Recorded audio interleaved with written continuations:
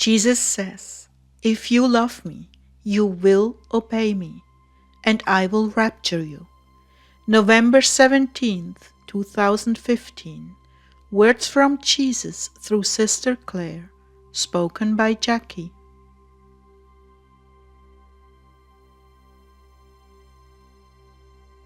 Jesus began, "You have heard me say, as I've said many times before, that the rapture is soon.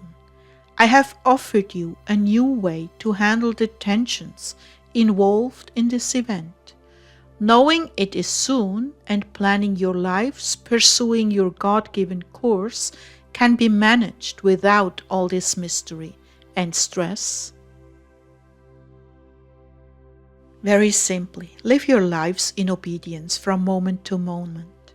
If you know you are to go to school, continue to go, but remember the shofar may sound at any moment. If you're getting married and having children, continue on obeying me, following my plan for your life. Refuse to get entangled in such specious arguments as, what if he comes tomorrow? What if he comes next year or in 30 years? These are all temptations from the enemy to dilute your effectiveness right now in this moment with the calling I've set before you. If you have been given visions about future ministry, future gifts, do not try to fit them into your human time frames. You see, this is an act of unbelief. When I tell you that I'm going to do such and such in your life, I tell you so you may understand where I'm ultimately taking you. Not so that you can stress and plan, question and doubt in your own mind, not so that you can reason out whether it's before or after the rapture. None of this has any bearing on the so-called time frames of heaven.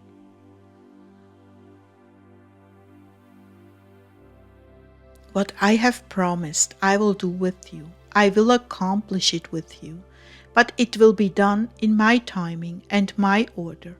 Once I tell you what I'm going to do with your life, once I give you the vision, bury it deep in your heart.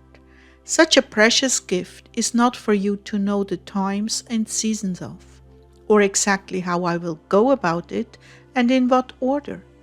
Questions like these that arise in your minds come from the enemy or your own double-mindedness and insecurity about my ability to do what I've promised to you.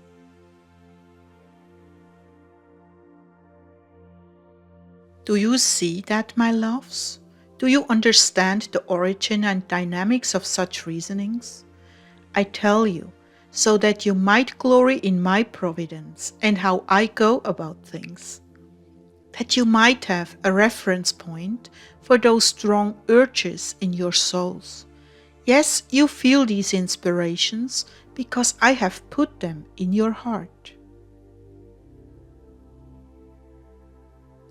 My mother buried these things in her heart, and all who heard it wondered at the things which were told them by the shepherds. But Mary treasured all these things, pondering them in her heart. That's Luke 2:18 and 19. So here you've got wonderment about what they meant. Speculations of every kind accompanied these events. But Mary treasured all these things, pondering them in her heart. She knew full well what my plans were, and to her all these things were signs along the way that accompanied the mystery and glory of my incarnation. She didn't question how all of this would be accomplished. Rather, she reveled in the unfolding of my providential care, knowing that in due time all that was written in Scripture would come to pass. This is abandonment to my providence. It is supremely pleasing to me. It shows the confidence and faith of a soul who knows their Maker is a faithful God. No matter what the conditions look like, no matter how impossible it seems, they know that with me nothing is impossible. So I do not give you these inspirations to do certain things with you in the future so that you can enter into the planning and manipulate things. No, I give them to you to ponder in your heart, to strengthen your faith that I'm indeed capable of accomplishing what I've placed in your heart. Yes, Jesus, I trust in you. When said from the heart in total conviction, are the most beautiful words you could ever say to me. You are saying, I know you, Jesus. I know you are faithful. I know you are omnipotent and can do everything, no matter how difficult. That nothing at all is beyond your ability. And I know that you love me, and all you ordain for my life springs from that love that drove you to be crucified on the cross, so my purpose in life could be fulfilled.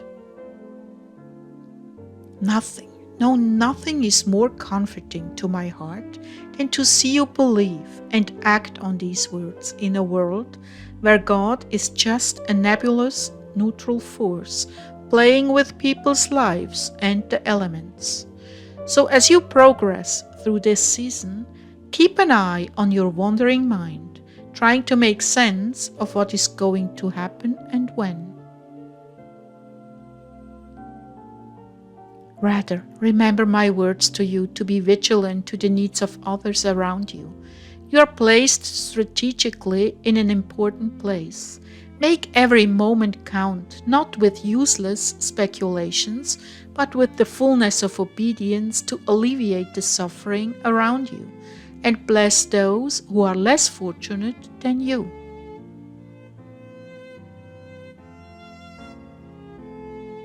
When I was hungry, you fed me. When my car wouldn't start, you helped me. When I was slipping on the ice, you came to my rescue. Remember this from moment to moment and day to day. Do you see that hungry, homeless person sitting in a doorway, trying to keep warm? Get them some hot food. Spend time with them. Bless them in my name.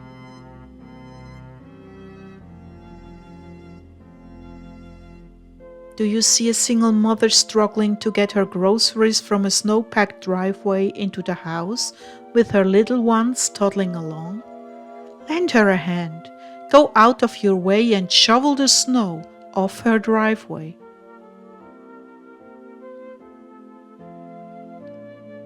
Do you see someone fruitlessly trying to start their car to go to work?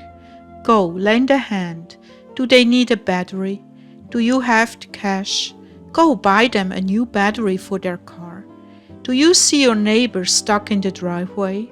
Go spread salt beneath their tires. Give them a push.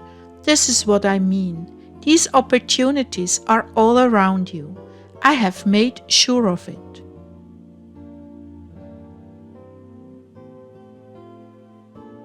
I make this promise to you right now.